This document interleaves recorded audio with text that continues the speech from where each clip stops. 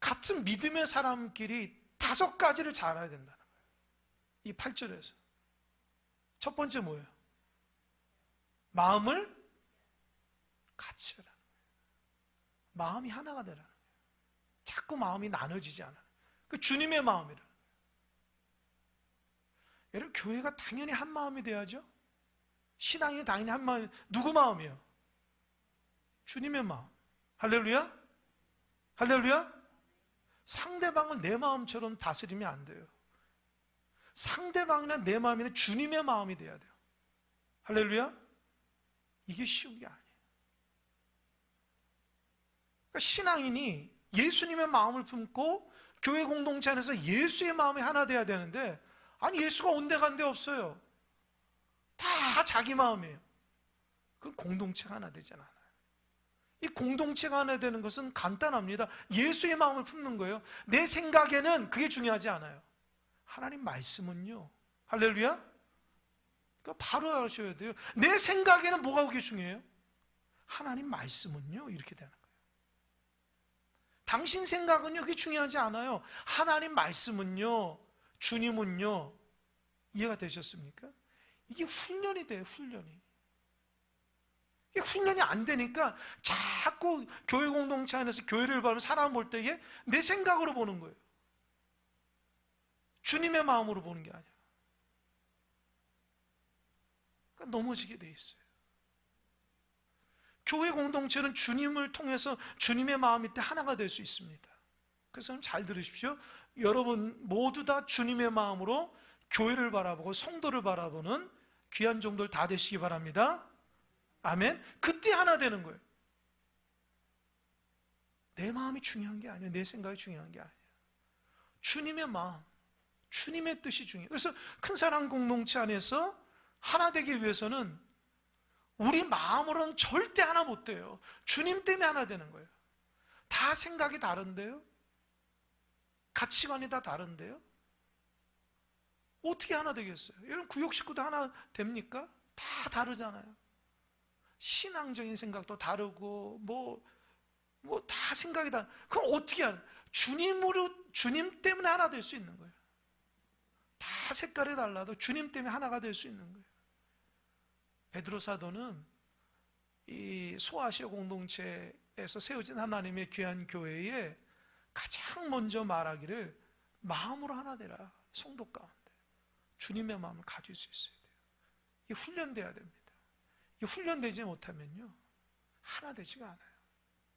그래서 성숙한 교회는 자꾸 주님으로 하나 될 수 있어야 돼요.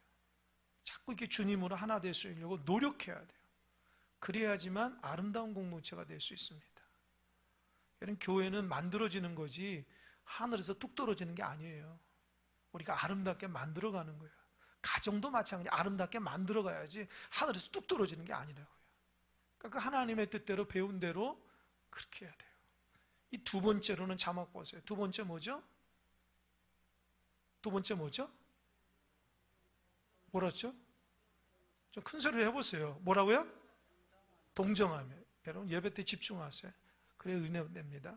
두 번째는 동정하며. 이 동정하면이 뭘까? 제가 찾아봤어요. 동정이 뭘까? 공감한다는 뜻이래요. 공감한다. 헬라어로 공감한다는 뜻이에요. 그러니까 성도들을 공감해 주는 거예요. 어떻게 해요? 함께 공감해 주는 거예요. 마음이 같아지는 거예요. 교회 공동체가 서로를 향해서 마음을 같이 하는 동감의 마음에, 공감의 마음이 이렇게 있어야 돼요. 이해되시죠? 그러니까 우리 실수할 때는 뭐예요? 왜 공감이 안 돼요? 그렇게 할 필요가 없어요. 내가 공감해 주면 되는 거예요. 할렐루야? 할렐루야? 우리 실수할 때 많아요. 왜 저 사람 공감 안 하지? 그렇게 말하는 건 공감이 안 되는 거예요. 공감해 주는 거예요. 주님의 마음으로 공감해 주는 거예요. 이해가 되시죠? 당신은 왜 공감을 못해? 그게 무슨 공감입니까? 공감하기 위해서는 불쌍한 자를 불쌍히 여기고 그들의 마음을 헤아리고 또 신앙적으로 잘 하나가 될 수 있도록 격려해주고 이게 공감이라고요. 세 번째 자막 뭐죠? 형제를 사랑해야 돼요. 믿는 자에게 사랑이 중요합니다. 여러분 대답해요. 하나님은 뭐라고 그러죠? 사랑이시라. 그럼 여러분 대답해요. 여러분 사랑하면 사십니까? 진짜 사랑하면 사세요? 대답해 보세요. 사랑하면 사십니까? 이게 문제라고요. 아니 하나님도 사랑이고 교회에서는 사랑하는데 우리 믿는 사람이 사랑을 하지 않아요. 그게 문제예요. 모든 교회의 문제는 사랑하지 않아서 문제예요. 남 다 할 필요 없어요. 내가 사랑하지 못하는데요. 잘 들으셔야 돼요, 여러분. 큰 사랑교회가 하나 되게 내가 사랑해야 돼요. 내가 사랑해야 돼요. 왜 당신은 사랑하지 않습니까? 그런 말할 필요 없어요. 내가 사랑해야 돼요. 아니 하나님은 사랑이라고 하고 교회에서는 사랑의 공동체라고 기도하고 우리 서로 사랑합시다 얘기하면서 실제로는 사랑하지 않아. 이게 우리의 문제예요. 사랑하려는 마음 자세가 안 돼요. 저 사람을 용납하고 위해주고 사랑해주고 격려해주고 함께하려는 마음 자세가 안 돼요. 공동체가 하나 되지 않죠. 너는 너고 나는 나예요. 이건 예수 공동체가 아니라니까요. 그래서 딱 보면 교회 가운데 딱 보면 서로 사랑하고 있는지 아니면 본인이 잘 알아요. 본인이 사랑하는 사람이 많으면 교회는 사랑하는 공동체예요. 근데 본인이 사랑하는 사람이 없어요. 너는 너고 나는 나고 항상 그렇게 생각하는 사람들은 교회는 절대 하나 되지 않아요. 여러분 사랑하며 사시는 여러분 되시길 바랍니다. 신앙이 좋다는 게 뭐예요? 사랑하며 사는 거예요. 말씀 많이 받으면 뭐예요? 기도 아무리 열심히 해도 뭐하냐고요? 사랑하지 않으면 하나님의 뜻대로 순종하지 않는데 하나님이 알아주기는 할까요? 다른 사람도 그거 알아주지 않아요.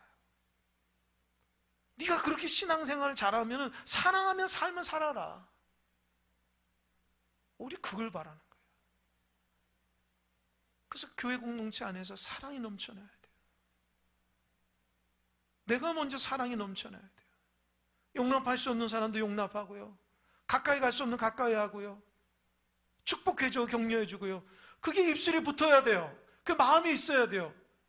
교회 공동체를 생각하면 막 기분이 좋아야 돼요. 막 행복해야 돼요. 사랑의 마음을 가지고 살아가야 돼요. 여러분 큰 사랑교회가 그런 교회가 되길 바랍니다. 아멘? 아멘 좀 크게 해보세요. 아멘? 참 어려워요 여러분. 맨날 강대성에서 사랑하자 얘기해도 우리 마음 문이 열지 않으면 절대 사랑할 수 없어요. 하나님 말씀을 달달 외워도 내가 그 말씀대로 실천 안 하면 무슨 효과가 있겠냐는 거예요. 날마다 주여 하면 뭐하냐는 거죠. 하나님께서 우리에게 원하시는 사랑의 삶을 살아내지 못한다면 하나님도 기뻐하지 않고 한 사람도 감동을 시킬 수 없어요. 그러니까 손가락질 당하는 거예요. 아이고 저 기독교인들 저 이기적인. 그러면 안 되겠죠. 우리가 그동안 그렇게 살았던 거예요. 잘 반성하며 살아야 됩니다. 신앙생활 오래되면요 그 사람을 통해 사랑이 느껴져야 돼요. 정직함이 느껴져야 되고 순수함이 느껴지고 막 그래야 되는데 신앙생활 오래 하면 야가 빠지고 냉정하고 용납하지 못하고 그건 예수의 모습이 아니에요. 그건 바리새인 같은 모습이잖아요. 그러니까 신앙생활의 모습이 참 하나님이 정도를 걸어야 되는데 정도를 걷지 않으면 이상한 길을 걸어가요. 이상한 모습의 신앙이 돼요. 신앙 삶으로 느껴지는 거 내 삶이 달라져야 되거든요. 그러니까 베드로 사도가 그걸 아는 것 같아요. 교회 공동체 안에서 가장 중요한 게 뭐냐? 서로 사랑하느냐. 네 번째 자막 한번 보세요. 네 번째 뭐죠? 불쌍히 여기는 거예요. 여러분 좀 불쌍히 여기세요. 불쌍히 여기라고요. 이 주님의 마음으로 불쌍히 여길 수 있는 마음이 있어야 돼요. 이 자비의 마음이 없으면요, 얼마나 교회가 빡빡한지 몰라요. 자, 좀 불쌍히 여기는 마음이 있어야 되죠. 성도들을 귀하게 여기고 연약한 저를 불쌍히 여기는 마음. 그런 마음이 없으면 주님의 마음으로 품지를 못하는 거예요. 세상에 누구든지 교회 공동체 안에 오면 행복하다라는 인식을 가져야 돼요. 근데 세상에서는 교회에 오면은 교회가 세상보다 더하다, 그런 인식을 주면 안 돼요. 근데 그렇게 만드는 주범이 누구예요? 우리라고요. 교회가 불쌍히 여기지 않고 사랑하지 못하고 그렇게 인식을 주는 게 바로 우리 때문이라는 거죠. 그러니까 우리 때문에 교회 공동체가 욕먹고, 그로 인해서 하나님께서 우리를 때문에 부끄러움을 당하시는 거죠. 그러니까 여러분, 참 이게 내 말씀 묵상하면서도 참 회개가 나오는데, 이게 다 주님의 성품이에요. 마지막 5번째 뭐죠? 겸손하며. 이게 다 주님의 모습이에요. 그러니까 교회 공동체 안에서는 주님의 모습대로 살아가야 돼요. 근데 우리가 신앙생활하면서 집중하는, 어떤 것에 집중합니까, 여러분? 뭘 가지고 집중합니까? 여러분, 축복받기 위해서 열심히 기도하는 것도 참 좋아요. 말씀도 많이 알아야죠. 분별하며 살아야죠. 근데 그거보다 더 중요한 게 뭔지 아세요? 주님의 모습을 살아내는 거예요. 그렇게 살아내는 거예요. 그렇게 살지 못하는데 내가 신앙생활 10년, 20년 하면 신앙적 영향력이 있을까요? 우리는 그래요. 왜 나는 변화가 안 될까? 왜 나 때문에 우리 가족들은 변화가 안 되지? 왜 직장에서 내가 선한 그리스도인답게 살지 못하지? 그게 다 내가 주님을 닮지 못해서 나오는 모습이라고요. 그래서 여러분, 주님 닮으셔야 돼요. 지금도 늦지 않았어요. 신앙의 관점이 주님 닮으려고 노력해야지, 다른 건 알려고 할 필요가 없어요. 이미 여러분 다 알고 있어요. 어떻게 신앙생활 하는 거 다 알고 있다. 모르는 게 하나도 없어요. 실천하지 않을 뿐이죠. 근데 지금부터는 주님께서 가르친 이 5가지 성품들을 내 것으로 만드는 훈련하시기 바랍니다. 다시 말합니다. 마음을 같이 해야 되고요, 공감하는, 동정하고, 형제를 사랑하고, 불쌍히 여기고, 겸손한 마음으로 살아가야 됩니다. 이 5가지가 우리 안에 있음으로 인해서 내 신앙의 근본적인 가치관들이 돼야 돼요. 그래야지 우리 공동체 아름다워질 수 있습니다. 우리 교회가 부흥된다고요? 어떻게 부흥되기 원하십니까, 여러분? 여러분 생각하는 거 있잖아요. 여기 가득 차면 부흥일까요? 그렇죠? 겉으로는 부흥이에요. 사람 많으면. 그러나 하나님이 생각하시는 부흥이 뭘까요? 각자마다 주님의 마음으로 풍성해지는 겁니다. 여러분이 먼저 부흥을 경험해야 돼요.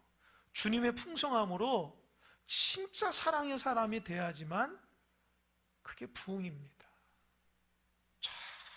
점점 각박해지고 점점 좀 메말라지고 점점 더 사랑을 잃어버린다면 우리는 내가 하나님 앞에 바른 신앙이 되지 못하고 하나님 앞에 책망받는 신앙이구나, 이런 생각을 할 수 있어야 돼요.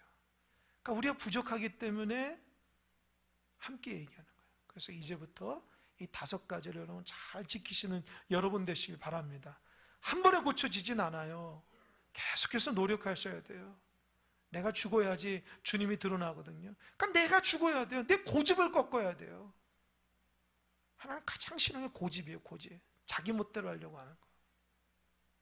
그걸 버려야지 주님이 내 안에서 이게 다 온전히 드러날 수 있습니다. 2번째로는 이제 일반적으로 교회 공동체 밖에서 사람들과의 관계를 어떻게 해야 되냐. 9절 한번 자막 보세요. 9절 한번 한 목소리로 큰 소리 한번 읽어봅시다. 시작.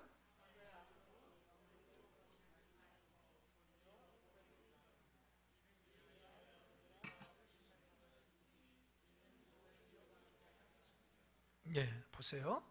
이게 일반 사람들, 신앙인 아닌 사람은 악을 악으로, 욕을 욕으로 어떻게 하지 말라고요? 갚지 말라는. 이 갚으라는 게 뭐예요? 보복하는 거 아닙니까? 원수 갚는 거 아니에요. 악을 악으로 욕을 욕으로 갚지 말고 도리어 무엇을 빌라고요? 복을 빌라고요. 근데 제일 중요한 건 이를 위해서 너희가 부르심을 받았다는 거예요. 하나님이 우리를 왜 택해줬냐? 너 욕먹어도 다른 사람 축복하라고 내가 널 불렀다는 거예요. 이 부분이 제가 마음을 묵상하는데 이게 하나님 왜 나를 부르셨을까? 왜 하나님 우리를 성도로 불렀을까요? 여러분, 세상 사람 욕먹어도 그 사람을 위해서 보복하지 말고 축복하라고 먼저 믿게 하신 겁니다. 할렐루야? 할렐루야? 어려워요. 쉽지 않아요. 자존심이 센 사람은 도저히 못해요. 누구로부터 해코지를 당했어요. 안 좋은 소리 들었어요. 마음속에 보복하고 싶은 마음이 누구에게든지 다 있습니다. 일반적인 사람의 마음이 그래요. 이놈 두고 보자. 기회만 되면 내가 눌러버린다. 내가 망신 준다. 그건 세상의 사람이에요. 예수 믿는 사람은 그런 마음 품는다고요? 하나님의 사람이 아니에요. 보복하고 싶은 마음, 망신 주고 싶은 마음, 욕하고 싶은 마음, 악으로 갚고 싶은 마음, 누구든지 다 가질 수 있어요. 누구든지 다 그런 마음 품어요. 직장에서 나에게 힘들게 하는 동료가 있으면 이놈 두고 보자. 기회만 되면 너를 눌러버리라. 다 그렇게 할 수 있어요. 그러나 우리는 예수 믿는 사람 그렇게 하면 안 돼요. 우리 축복해야 돼요. 하나님이 우리를 부르셔서 그곳에 집어넣은 이유가 축복하라는 거예요. 할렐루야? 여러분, 직장에서는 가정에 누구든지 억울하고 힘들고 어렵죠. 그래도 그 사람 축복하기 위해서 하나님 여러분 거기 부르신 거예요. 이제 아셨습니까? 하나님은 내 편이야. 저 악한 사람들 다 하나님 물리쳐 줄 거야. 천만의 말씀. 아주 어린애 같은 믿음이에요. 어린아이는요, 자기 중심이에요. 뭐든지 안 주면 울잖아요. 성숙한 사람은요, 그런 생각 안 해요. 하나님 저 사람 사랑하는구나. 나보러 섬기라 하는구나. 아, 이 일을 통해서 하나님 나에게 뭘 깨닫게 하시지? 하나님이 움직이시고 하나님 역사하심이 있으니까 그게 성수가 깨닫는 거예요. 내가 기도 많이 한다고 저 사람 아주 그냥 된통 혼내주세요. 그건 도대체 누구 마음입니까? 그건 사탄의 마음이에요. 사탄의 마음. 그러니까 사람이, 신앙인이 주님의 마음을 품지 않으면요, 아주 형편없어요. 진짜 형편없어요. 그냥 교회만 다니는 거예요. 주님의 마음을 품고 사람과의 관계를 어떻게 잘 해내는 것이 내 삶의 신앙에 이게 반증하는 거예요. 아, 내 신앙이 어떤 신앙인가를 관계적인 부분에서 알 수 있어요. 그래서 관계가 힘든 사람은요, 내 자신의 신앙, 하나님 말씀 무장해야 돼요. 늘 관계 때문에 힘들어하신 분이 많잖아요. 여러분, 살면서 솔직히 말, 하나님 때문에 힘들어하는 사람이 몇 사람이어야 돼요? 하나님 여러분 힘들게 합니까? 우리가 하나님 힘들게 하죠? 다 사람 때문에 힘든 거예요, 사람들. 그 사람들을 내 관점으로 조정해야 돼요? 아니죠. 예수 믿었으니까 섬겨주는 거예요. 근데 우리는 어떻게 해요? 자기 주관대로 하려고 그래요. 그러니까 됩니까, 그게? 여러분, 잘 깨달으세요. 믿으면요, 억울한 일 많이 당하고요, 욕 많이 먹고요, 그런 일 많이 당하는 거예요. 하나님 내 편이라 저 사람 혼내줄 거야? 하나님 웃습니다. 하나님 그런 편 아니에요. 우리가 낮아지길 원한다. 아직도 그걸 모른다면 우린 신앙이 한참 모르는 사람들이에요. 작은 것도 용납할 줄 모르고 섬길 줄 모르고 사랑할 줄 모르고 아직도 우리 한참 모르는 거예요. 평생 신앙생활에도 용납할 줄 모르고 사랑할 줄 모르고 악을 악으로 욕을 욕으로 갚는다고요? 복도 없다고요? 하나님 싫어하신 종이에요. 이를 위해서 너희가 부르심을 받았지. 이는 복을 이어받게 하려. 이는 복을 이어받는다. 그러니까 내가 억울한 일을 당하여도 그 사람에게 선을 베풀 때에 하나님이 우리에게 복을 주신다는 거예요. 복을 주신다. 여러분 정말 복 받기 원하면요, 선하게 살아가시기 바랍니다. 할렐루야. 마음에 악한 마음을 품고 살아간 사람은요, 그 하나님의 종이 아니에요. 누구든지 화날 수 있고요, 누구든지 억울할 수 있지만 그래도 주님께서 부으시는 마음은 하나님께 맡기는 거예요. 하나님께 맡기는 거예요. 설교를 준비하다가 오늘 글을 보니까 참 마음이 와닿아요. 잘 들어보세요. 사탄의 모습은요, 누가 나에게 선을 베풀면 내가 악으로 대답해, 악으로 행동하는 사람, 이게 사탄의 모습이에요. 누가 자기가 선하게 나한테 했는데도 나는 항상 악하게 한다. 그건 사탄의 모습을 갖고 있대요. 그 인간의 모습은 누군가? 누가 나에게 선하게 하면 내가 선하게, 이건 누구든지 할 수 있는 거야. 저 사람 나한테 잘해주면 나도 잘해. 이건 인간의 모습이에요. 근데 하나님의 모습은 뭔지 아세요? 저 사람이 나에게 악하게 해요. 그래도 선하게 대하는 게 이게 하나님의 모습이래요. 자, 이 글을 보면서 나는 그동안 어떻게 살았지? 악하게 하면 그것을 선으로 바꾸어서 됐나? 아니면 더 악하게 했는가?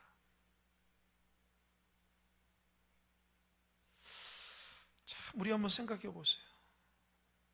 하나님이 그걸 원하시는데 우리는 그걸 잘 못해요. 교회 다닌 지 꽤 오래됐잖아요.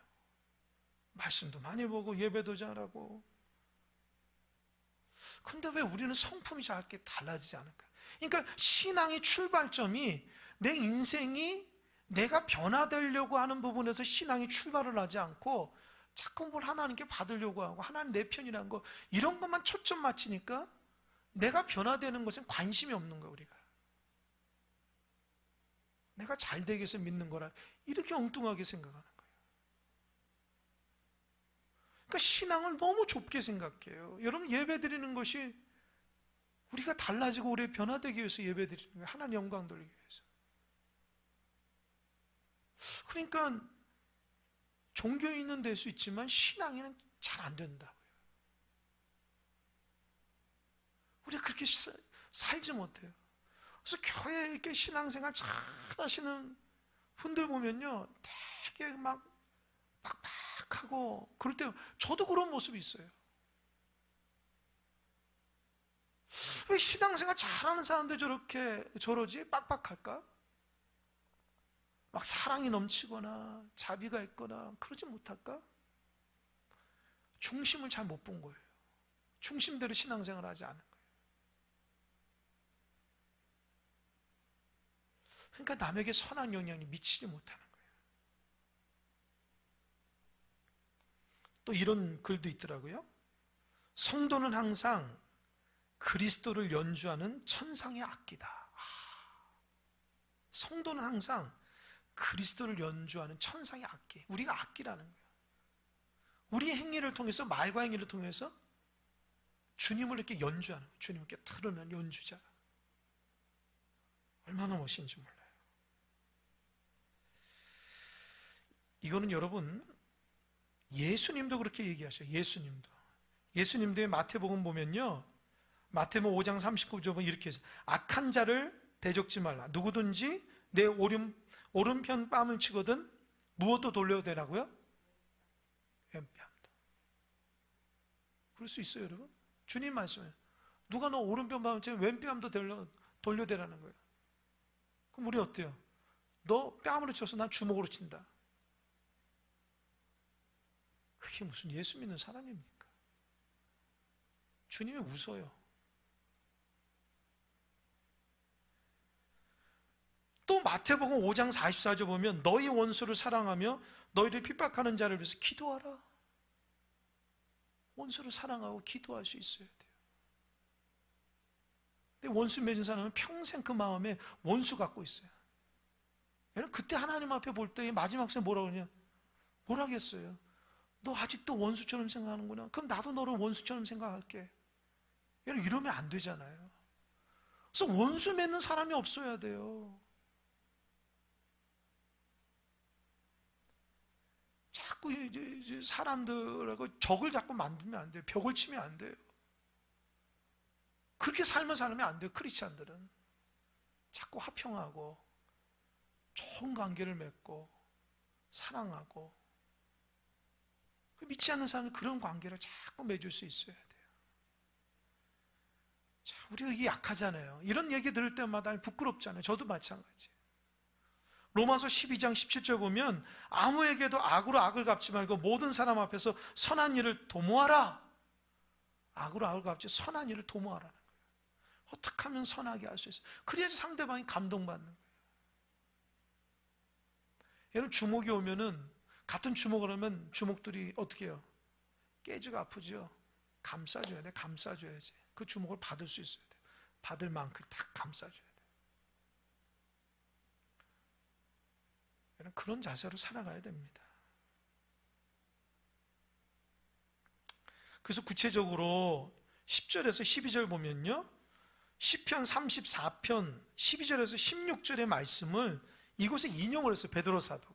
어떻게 하면 다른 사람들과 좋은 관계를 유지할 수 있는가? 우리 한번 읽어보겠습니다. 10절 시작.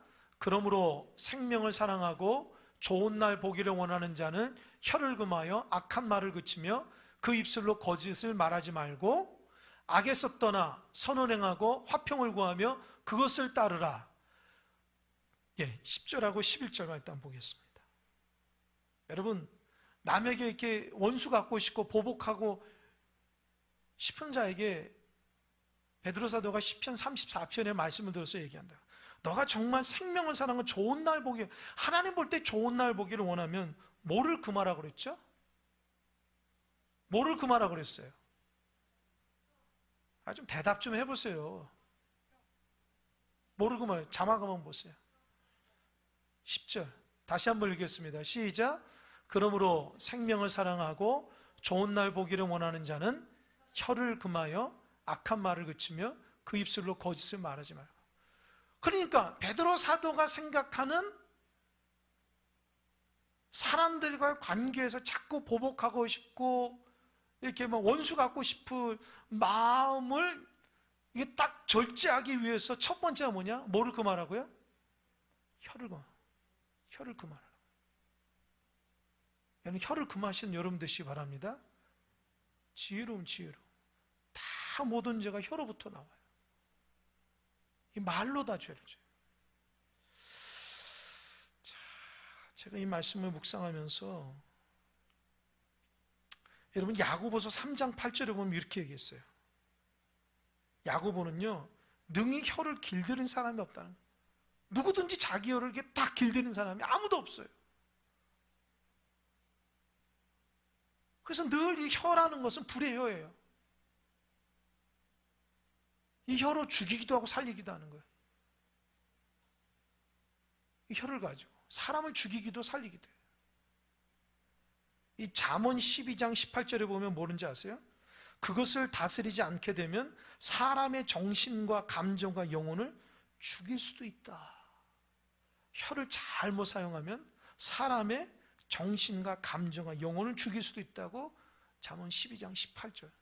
그러니까 하나님 우리에게 굉장히 큰 무게를 주셨거든요. 이 혀라는 게, 이 말. 근데 이 말을 가지고 사람을 살려야 되는데 죽인다고요. 그러니까 어떻게 해요? 베드로 사도가 혀를 금하라는 거예요. 혀를 다 금하라는 거예요. 말에 실수가 없으면 대단한 사람이에요. 그렇기 때문에 가급적이면 얘는 불필요한 말을 안 하셔야 돼요. 불필요한 말, 쓸데없는 말이라든지 농담의 말이라든지 진실하지 못한 말들은 잘 절제하고 꼭 필요하고 유익하고 하나님 영광 돌리는 말만 하셔야 돼요. 그게 훈련이 돼야 돼요. 그래서 말을 많이 하는 사람 치고 실수하지 않은 사람이 없어요. 그러니까 절제해야 돼요. 절제. 말에 절제가 있어요. 저도 사실 강대상에서만 얘기하지 평상시에 말을 거의 안 합니다. 거의 그냥 침묵으로 일관하고요. 그냥 듣는 것에 익숙해요. 누구를 만나면 그냥 듣는 게 익숙해요. 이제 말하는 게 쉽지가 않아요. 하나님 그렇게 만들어 주시더라고요.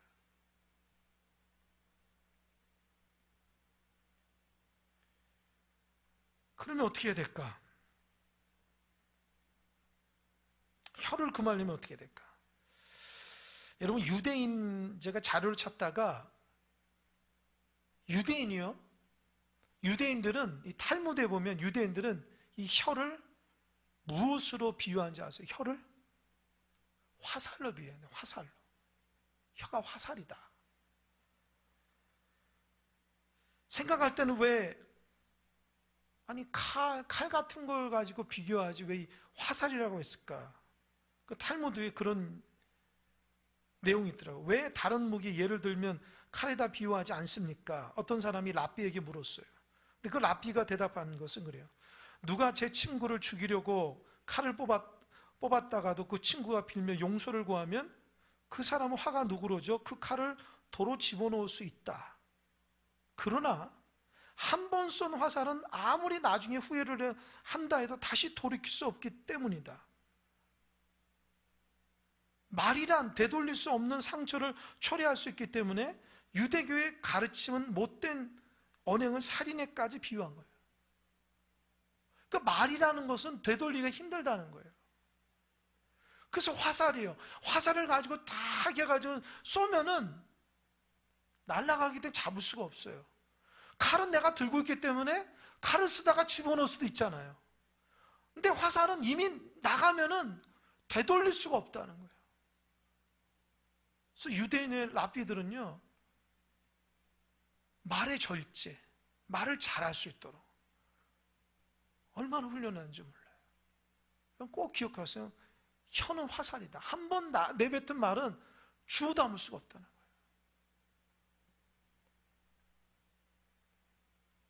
그리고 또 그런 내용이 있더라고요. 이 똑같은 책에 보니까 이렇게 있어요. 이 동유럽의 어느 작은 마을에서 한 청년이 마을 사람들에게 랍비를 중상모략하는 소문을 퍼뜨렸다고 해요. 근데 어느 날 이 청년이 갑작스럽게 자기가 잘못했다는 걸 깨달았대요. 그래서 그 청년을 랍비에게 가가지고 내가 사실 돌아다니면서 당신을 나쁘게 얘기했다고, 랍비여 나를 용서해달라고 하니까 당신이 얘기하면 내가 다 달게 받겠다고. 그러니까 랍비가 그 청년에게 얘기해요. 너는 가서 이 베개를 가져오는 그 베개 안에 새 깃털로 담은 베개를 가져오라는 거예요. 그리고 그 베개를 찢어서 깃털을 하나하나 뽑아가지고 바람에 날리라는 거예요. 그래서 그 청년이 랍비가 그렇게 얘기하니까 용서를 받으려면 이 탁 베개를 찢어가지고 베개 속 안에 있는 깃털을 바람에 날리기 시작했대요. 다 날렸대요. 그래서 이젠 다 됐다. 랍비한테 갔대요. 랍비요, 이제 제가 시켰습니까? 라고 하니까 랍비가 얘기해. 그래, 거의 다 됐다. 라고 하면서 한 가지 더 해라. 뭡니까? 가서 그 날렸던 깃털 다시 다 주워서 와라. 그 청년이 어디 간지 모르는데요? 도저히 줄 수 없어요. 그때 랍비가 그러네. 바로 그렇지. 랍비는 그 청년에게 말을 통해서 중상모략하는 것이 얼마나 나쁜지를 깨닫게 하기 위해 그렇게 했다는 거예요. 이런 말을 통해서 중상모략하면 안 돼요. 이간질하거나 시기질투하거나 악한 말을 하면 안 됩니다. 그 말이 한번 딱 나가잖아요. 주워 담을 수가 없어요. 그리고 그 말을 누가 그 상대방이 듣잖아요. 그 상처는 이루 말할 수가 없는 거예요. 그러니까 어떻게 해요? 절제하셔야 돼요. 항상 혀는 화살이라는 거 잊지 마시기 바랍니다. 그래서 말만 잘해도 은혜로운 사람이 돼요. 자기 감정에 복받쳐서 그냥 막 쏟아낼 필요가 없어요. 예수 믿는 사람은 절제하고 성경에 보면 힘들고 어릴 때 하나님 앞에 쏟아내는 거예요. 억울한 일 당하면 다 하나님께 쏟아내는 거예요. 하나님은 아시니까. 그 우리 예수 믿는 사람의 특징 아닙니까? 사람에게 쏟아낼 필요가 없어요. 하나님께 다 아시니까 하나님께 다 쏟아내서 기도하고 하나님의 뜻을 구하는 거예요. 내가 하나님처럼 재판장이 되면 안 돼요. 자, 말이 얼마나 중요한가. 다시 한번 이 말씀 묵상하면서 깨닫게 됩니다. 그래서 11절 보니까 악에서 떠난 선을 행하고 화평을 구하고 그것을 화평을 구하라. 화평을. 이 말로 화평을 자꾸 구해야 돼요. 어떻게 하는지 화목하고 하나 되게 하고 섬기게 하고 사랑을 해야 돼요. 나은 사람 때문에 화평이 깨지면 안 돼요. 그건 하나님 정말 싫어하는 거예요. 교회 공동체나 가정 공동체나 직장 공동체나 어디 누구든지 나은 사람 때문에 화평이 깨지잖아요. 하나님 싫어해요. 나은 사람 때문에 화목하고 나은 사람 때문에 정말 은혜가 넘치고 나은 사람 때문에 복된 은혜가 넘친 하나님의 사람이, 그게 하나님의 사람이에요. 하나님 그 관점으로 본다. 그러니까 그게 훈련이 돼야 돼요. 그래서 정말 신앙생활 잘하시는 분들은요, 관계 잘하시는 거예요. 화목하게 관계를 잘하는 사람들이 신앙생활 잘하는 거예요. 그게 하나님의 관계가 이 삶으로 드러났기 때문입니다. 신앙생활에서 관계가 깨지고 말에 실수가 있고 뭔가 하나님의 본질적으로 문제가 있는 거예요. 달라져야 돼요. 마지막 12절 한번 자막 볼까요? 시작. 주의 눈은 의인을 향하시고 그의 귀는 의인의 간구에 기울이시되 주의 얼굴은 악행하는 자들을 대하시느니라. 보세요. 주의 눈이 의인을 보시고 주님의 귀가 의인의 간구를 기울인다는 거예요. 그러니까 하나님이 다 알고 있기 때문에 하나님께 쏟아내야 돼요. 근데 문제는 주의 얼굴은 악행하는 자들을 대한다는 거예요. 첫 번째, 두 번째 거는 하나님의 의로운 사람에게 기울기는 거예요. 세 번째 거는 악인들에게도 다 본다는 거예요. 하나님의 얼굴을 똑똑히 본다는 그 악한 행위를 하고 마음을 품고 살아가는 사람들에게 조심하셔야 돼요. 그러니까 베드로 사도가 말하고 있는 것은 우리가 고난 중에 어렵고 힘들 때에 내 본성으로 하지 않고 인내하고 혀를 절제하고 선하게 하는 하나님이 다 보고 있기 때문이다. 우리 예수 믿는 사람이니까 하나님 다 보고 있으니까 하나님이 심판자가 되도록 해야 돼요. 할렐루야. 내가 심판자가 되면 안 돼요. 자, 이런 부분들이 우리가 신앙생활 제일 약한 부분들이에요. 왜요? 이거 훈련을 받지 못했어요.